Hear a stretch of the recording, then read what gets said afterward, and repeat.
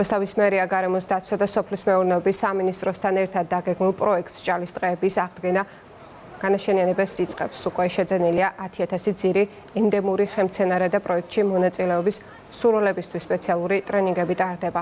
ტრენინგის პროცესში მოხალისეებმა 300 ძირი ხემცენარე პროფესიონალ ფლორისტებთან ერთად დარგეს და სერტიფიკატებიც მიიღეს. აღდგენითი სამუშაოები, რომელიც დღეს ახალგაზრდებთან ერთად დავიწყეთ, დიდი ხნის განმავლობაში ჩვენი გუნდის მხრიდან სამინისტროსთან ერთად მუშავდებოდა იმ მთავარი დოკუმენტით, რომელიც ჭალის ტყის აღდგენას ეხება. საინფორმაციო შეხვედრა გქონდა, სადაც ახალგაზრდებმა პრაქტიკაში ნახეს, როგორ უნდა გავაგრძელოთ ჭალის ტყის აღდგენა. მსგავსი პროექტები გარემოდაცვა და სოფლის მეურნეობის სამინისტროს არის მნიშვნელოვანი და მომავალშიც გააგრძელებს, იმიტომ რომ ეს არის მისი პოლიტიკის ერთ-ერთი მნიშვნელოვანი პრიორიტეტი. რუსთავის ტყეჭალაში დაერგო 300 ძირი ხემცენარე ახალგაზრდებთან ერთად.